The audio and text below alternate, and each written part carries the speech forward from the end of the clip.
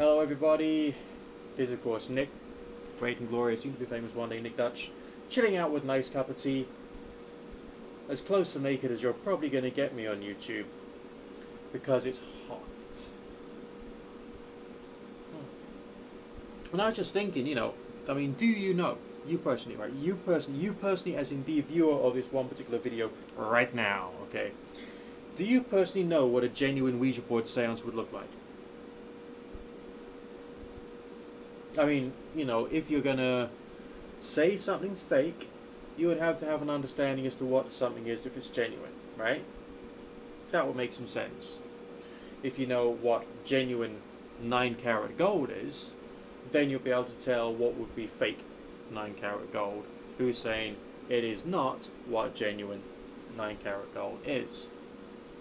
But with 9-carat gold, you got some understandings of the properties. Let's say conductivity, electrical conductivity, thermal conductivity, reflectiveness, the way it reacts with certain chemicals, a very detailed model or understanding as to what genuine 9-carat gold is. Okay, now what about a Ouija board seance?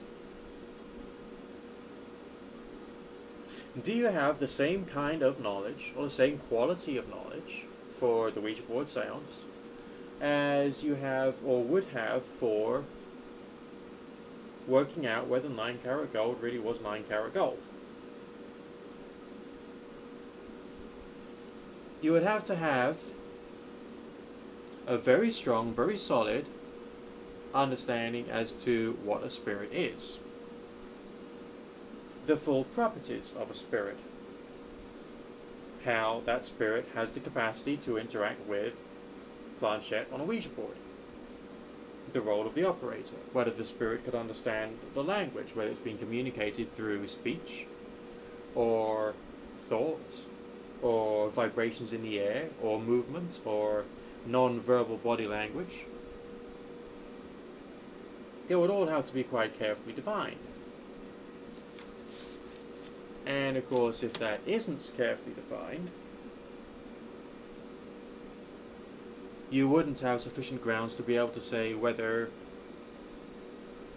there was a genuine interaction from a spirit or whether there was not. So all these people who say, Nick, your Ouija board seance was fake, they're actually saying that they know what a genuine Ouija board seance is about. So many of them make an assumption that someone who is an experimental spiritualist doesn't understand the ideomotor effect.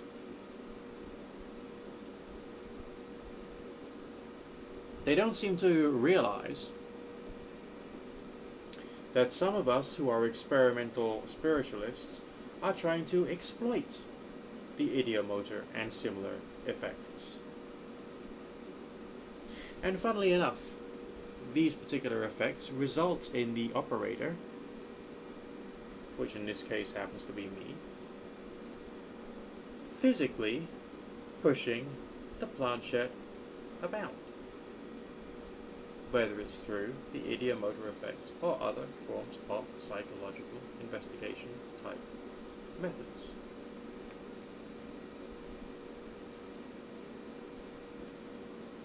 So,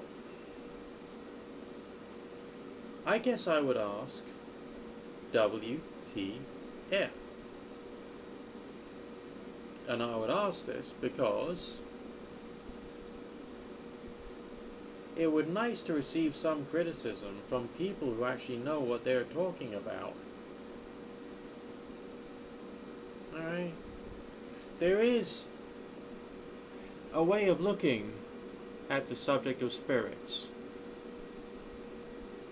which is not dominated, funnily enough, by bad paranormal fiction. Yes, there is. If you look at bad paranormal fiction and then assume that that is the genuine article,